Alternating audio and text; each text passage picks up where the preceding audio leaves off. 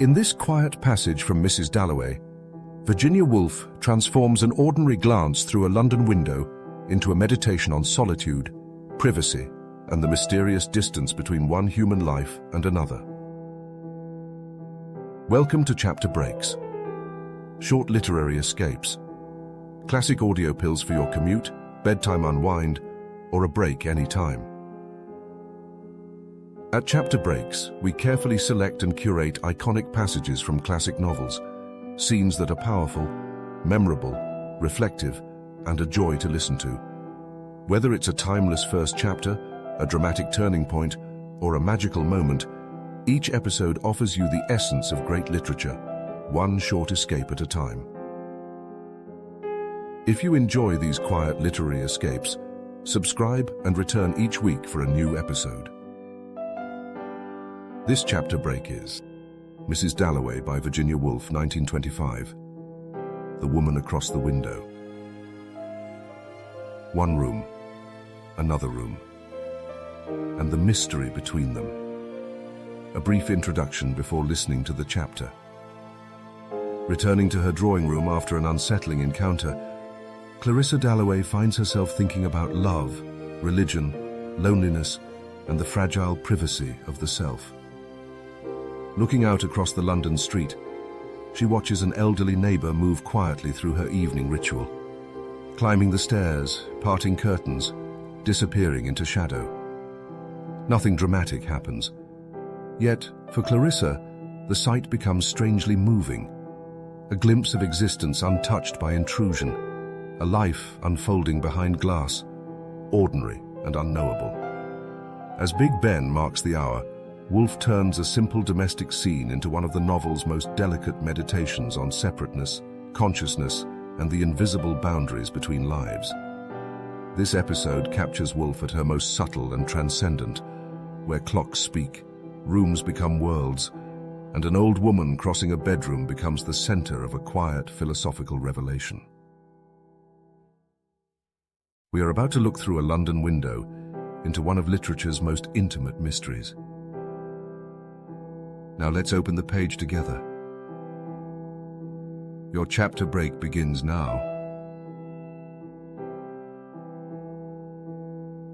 Love and religion, thought Clarissa, going back into the drawing room, tingling all over. How detestable they are. For now that the body of Miss Kilman was not before her, it overwhelmed her. The idea.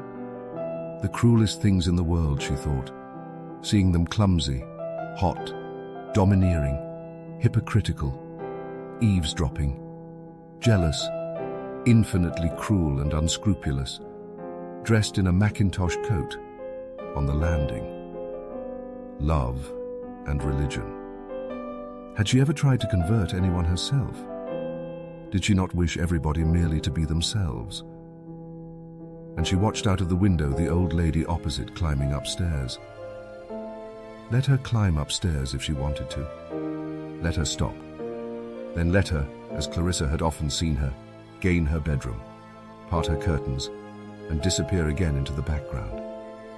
Somehow one respected that old woman looking out of the window, quite unconscious that she was being watched. There was something solemn in it. But love and religion would destroy that, whatever it was, the privacy of the soul. The odious Kilman would destroy it. Yet it was a sight that made her want to cry. Love destroyed too. Everything that was fine, everything that was true went. Take Peter Walsh now. There was a man, charming, clever, with ideas about everything. If you wanted to know about Pope, say, or Addison, or just to talk nonsense, what people were like, what things meant, Peter knew better than anyone. It was Peter who had helped her, Peter who had lent her books. But look at the women he loved. Vulgar, trivial, commonplace. Think of Peter in Love. He came to see her after all these years. And what did he talk about? Himself. Horrible passion, she thought. Degrading passion, she thought. thinking of Kilman and her Elizabeth walking to the Army and Navy stores. Big Ben struck the half hour. How extraordinary it was. Strange, yes, touching, to see the old lady, they had been neighbours ever so many years, move away from the window, as if she were attached to that sound, that string. Gigantic as it was, it had something to do with her. Down, down, into the midst of ordinary things. The finger fell, making the moment solemn. She was forced, so Clarissa imagined by that sound, to move, to go.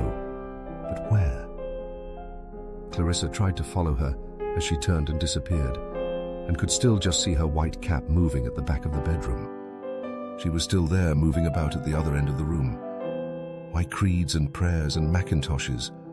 When, thought Clarissa, that's the miracle, that's the mystery. That old lady, she meant, whom she could see going from chest of drawers to dressing table.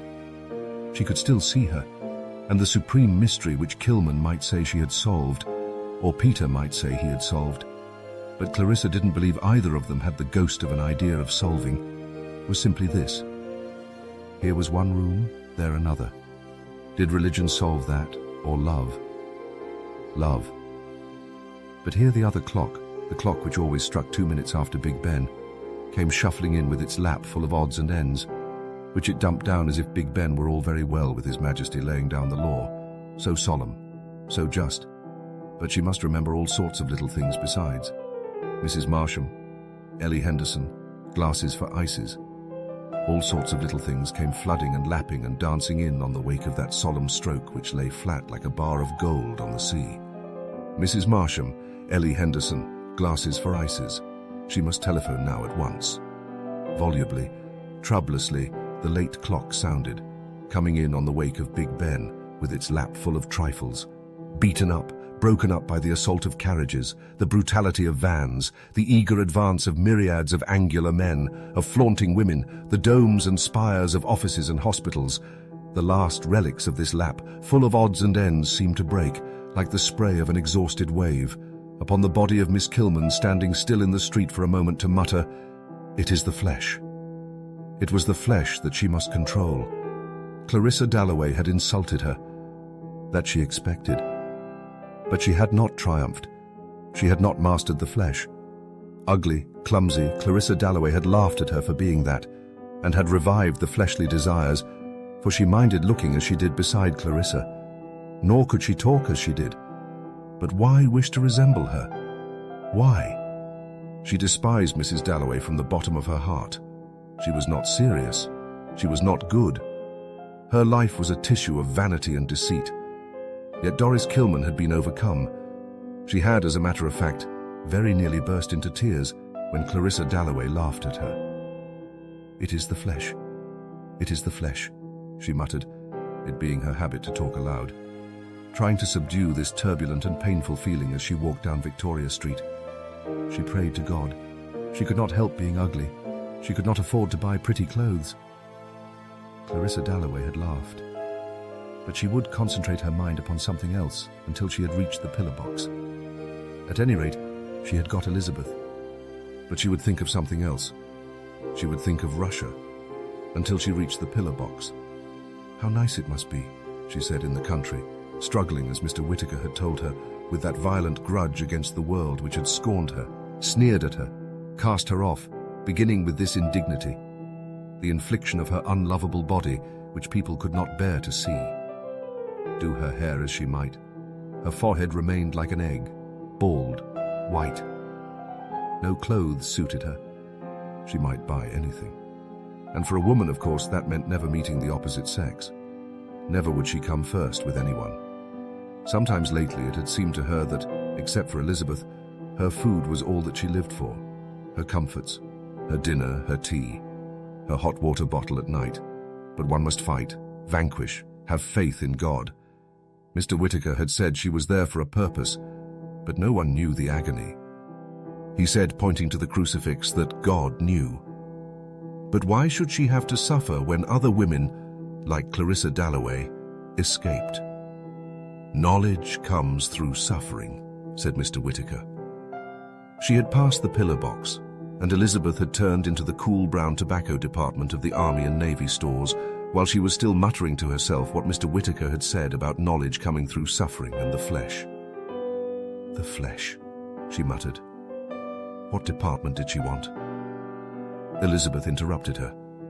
Petticoats, she said abruptly, and stalked straight on to the lift. Up they went.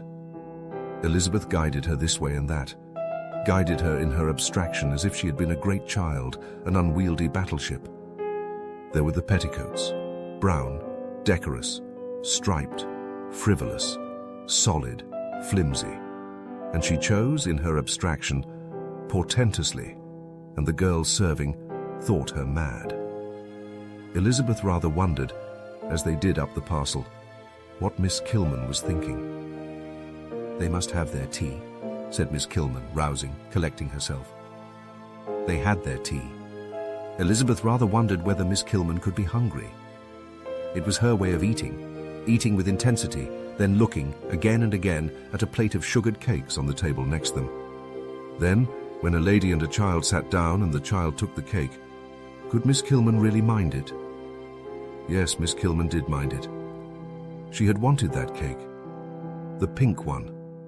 The pleasure of eating was almost the only pure pleasure left her, and then to be baffled even in that. When people are happy, they have a reserve, she had told Elizabeth, upon which to draw, whereas she was like a wheel without a tire. She was fond of such metaphors, jolted by every pebble. So she would say, staying on after the lesson, standing by the fireplace with her bag of books, her satchel, she called it, on a Tuesday morning, after the lesson was over. And she talked too about the war. After all, there were people who did not think the English invariably right. There were books, there were meetings, there were other points of view. Would Elizabeth like to come with her to listen to so-and-so, a most extraordinary-looking old man? Then Miss Kilman took her to some church in Kensington, and they had tea with a clergyman. She had lent her books. Law, medicine, politics, all professions are open to women of your generation, said Miss Kilman. But for herself, her career was absolutely ruined. And was it her fault? Good gracious, said Elizabeth, no. And her mother would come calling to say that a hamper had come from Bourton, and would Miss Kilman like some flowers? To Miss Kilman she was always very, very nice, but Miss Kilman squashed the flowers all in a bunch, and hadn't any small talk. And what interested Miss Kilman bored her mother. And Miss Kilman and she were terrible together, and Miss Kilman swelled and looked very plain. But then Miss Kilman was frightfully clever. Elizabeth had never thought about the poor. They lived with everything they wanted. Her mother had breakfast in bed every day. Lucy carried it up. And she liked old women because they were duchesses and being descended from some lord. But Miss Kilman said, one of those Tuesday mornings when the lesson was over, "My grandfather kept an oil and colour shop in Kensington." Miss Kilman made one feel so small. Miss Kilman took another cup of tea. Elizabeth, with her oriental bearing, her inscrutable mystery, sat perfectly upright. No, she did not want anything more. She looked for her gloves, her white gloves. They were under the table. Ah, but she must not go. Miss Kilman could not let her go. This youth that was so beautiful, this girl, whom she genuinely loved. Her large hand opened and shut on the table, but perhaps it was a little flat somehow, Elizabeth felt, and really she would like to go. But said Miss Kilman, "I've not quite finished yet." Of course, then, Elizabeth would wait. But it was rather stuffy in here. "Are you going to the party tonight?" Miss Kilman said. Elizabeth supposed she was going. Her mother wanted her to go. She must not let parties absorb her, Miss Kilman said, fingering the last 2 inches of a chocolate eclair. She did not much like parties, Elizabeth said. Miss Kilman opened her mouth, slightly projected her chin, and swallowed down the last inches of the chocolate eclair, then wiped her fingers and washed the tea round in her cup. She was about to split asunder, she felt. The agony was so terrific. If she could grasp her, if she could clasp her, if she could make her hers absolutely and forever, and then die, that was all she wanted. But to sit here, unable to think of anything to say, to see Elizabeth turning against her, To be felt repulsive even by her, it was too much. She could not stand it. The thick fingers curled inwards. "I never go to parties," said Miss Kilman, just to keep Elizabeth from going. "People don't ask me to parties." And she knew as she said it that it was this egotism that was her undoing. Mr. Whittaker had warned her, but she could not help it. She had suffered so horribly. "Why should they ask me?" she said. "I'm plain, I'm unhappy." She knew it was idiotic, but it was all those people passing, people with parcels who despised her, who made her say it. However, she was Doris Kilman. She had her degree. She was a woman who had made her way in the world. Her knowledge of modern history was more than respectable. "I don't pity myself," she said. "I pity," she meant to say, "your mother." But no, she could not to Elizabeth. "I pity other people," she said, "more. Like some dumb creature who has been brought up to a gate for an unknown purpose, and stands there longing to gallop away." Elizabeth Dalloway sat silent. Was Miss Kilman going to say anything more? "Don't quite forget me," said Doris Kilman. Her voice quivered. Right away to the end of the field, the dumb creature galloped in terror. The great hand opened and shut. Elizabeth turned her head. The waitress came. "One had to pay at the desk," Elizabeth said, and went off, drawing out, so Miss Kilman felt, the very entrails in her body, stretching them as she crossed the room, and then, with a final twist, bowing her head very politely, she went. She had gone. Miss Kilman sat at the marble table among the eclairs, stricken once, twice, thrice by shocks of suffering. She had gone. Mrs. Dalloway had triumphed. Elizabeth had gone. Beauty had gone. Youth had gone. So she sat. She got up, blundered off among the little tables, rocking slightly from side to side, and somebody came after her with her petticoat, and she lost her way, and was hemmed in by trunks specially prepared for taking to India. Next got among the accouchement sets and baby linen. Through all the commodities of the world, perishable and permanent, hams, drugs, flowers, stationery, variously smelling, now sweet, now sour, she lurched, saw herself thus lurching with her hat askew, very red in the face, full length in a looking-glass, and at last came out into the street. The tower of Westminster Cathedral rose in front of her, the habitation of God. In the midst of the traffic there was the habitation of God. Doggedly, she set off with her parcel to that other sanctuary, the Abbey, where, raising her hands in a tent before her face, she sat beside those driven into shelter too, the variously assorted worshippers, now divested of social rank, almost of sex, as they raised their hands before their faces. But once they removed them, instantly reverent middle class, English men and women, some of them desirous of seeing the waxworks. But Miss Kilman held her tent before her face. Now she was deserted, now rejoined.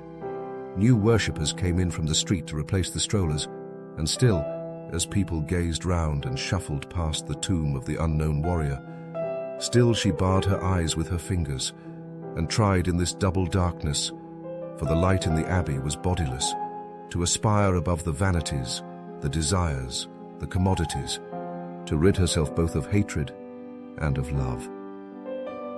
Her hands twitched. She seemed to struggle. Yet to others God was accessible, and the path to him smooth.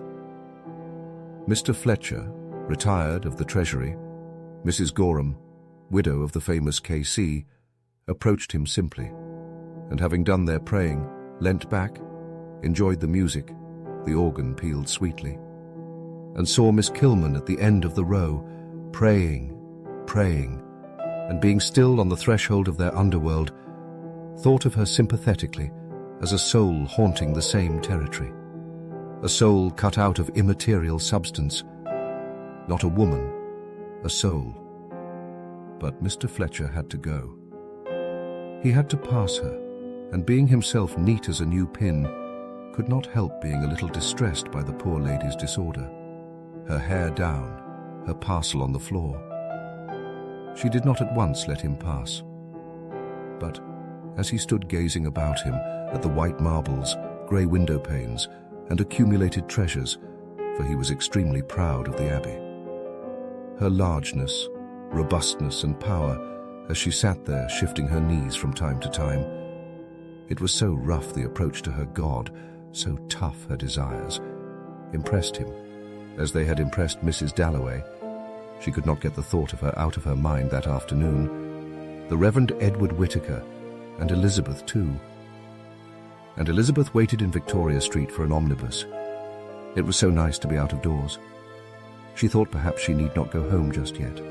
It was so nice to be out in the air. So she would get onto an omnibus, and already, even as she stood there, in her very well-cut clothes, it was beginning. People were beginning to compare her to poplar trees, early dawn, hyacinths, fawns, running water and garden lilies. And it made her life a burden to her, for she so much preferred being left alone to do what she liked in the country. But they would compare her to lilies, and she had to go to parties, and London was so dreary compared with being alone in the country with her father and the dogs. Buses swooped, settled, were off, garish caravans glistening with red and yellow varnish. But which should she get onto? She had no preferences.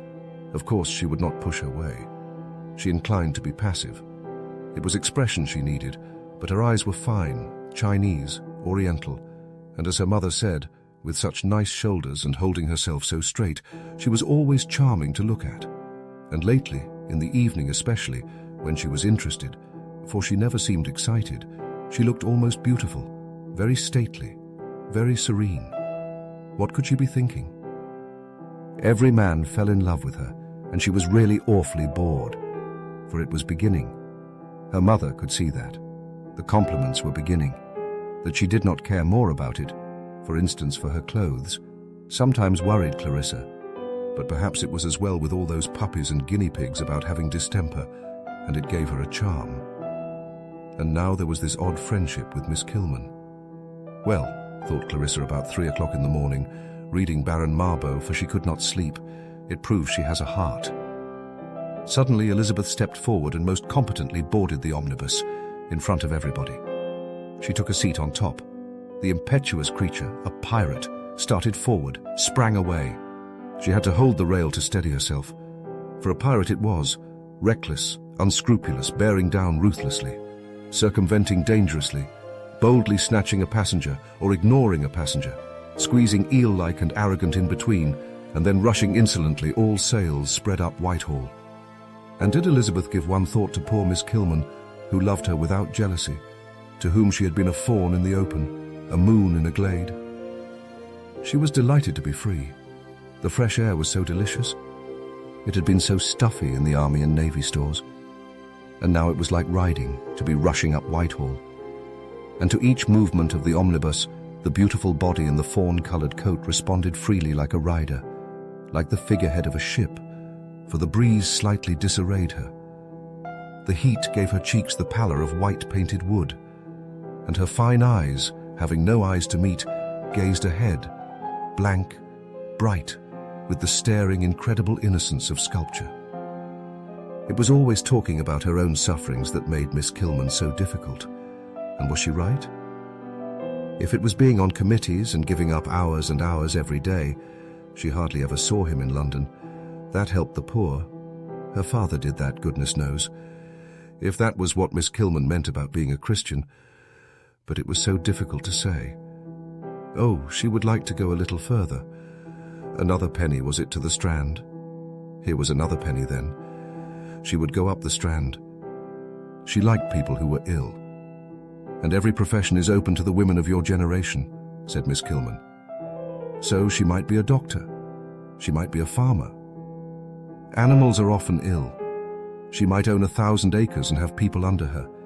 She would go and see them in their cottages. This was Somerset House. One might be a very good farmer, and that, strangely enough, though Miss Kilman had her share in it, was almost entirely due to Somerset House. It looked so splendid, so serious, that great grey building. And she liked the feeling of people working. She liked those churches, like shapes of grey paper. breasting the stream of the Strand. It was quite different here from Westminster, she thought, getting off at Chancery Lane. It was so serious. It was so busy. In short, she would like to have a profession. She would become a doctor, a farmer, possibly go into Parliament, if she found it necessary, all because of the Strand. The feet of those people busy about their activities, hands putting stone to stone, minds eternally occupied not with trivial chatterings, comparing women to poplars, which was rather exciting, of course, but very silly, but with thoughts of ships, of business, of law, of administration. And with it all so stately, she was in the temple, gay, there was the river, pious, there was the church, made her quite determined, whatever her mother might say, to become either a farmer or a doctor. But she was, of course, rather lazy, and it was much better to say nothing about it. It seemed so silly. It was the sort of thing that did sometimes happen when one was alone. Buildings without architects' names, crowds of people coming back from the city having more power than single clergymen in Kensington, than any of the books Miss Kilman had lent her, to stimulate what lay slumbrous, clumsy, and shy on the mind's sandy floor to break surface as a child suddenly stretches its arms. It was just that, perhaps, a sigh, a stretch of the arms, an impulse, a revelation, which has its effects forever. And then down again it went to the sandy floor. She must go home. She must dress for dinner. But what was the time? Where was a clock? She looked up Fleet Street. She walked just a little way towards St. Paul's, shyly, like someone penetrating on tiptoe, exploring a strange house by night with a candle, on edge lest the owner should suddenly fling wide his bedroom door and ask her business. Nor did she dare wander off into queer alleys, tempting by-streets, any more than in a strange house open doors which might be bedroom doors, or sitting-room doors, or lead straight to the larder. For no Dalloways came down the Strand daily. She was a pioneer, a stray, venturing, trusting.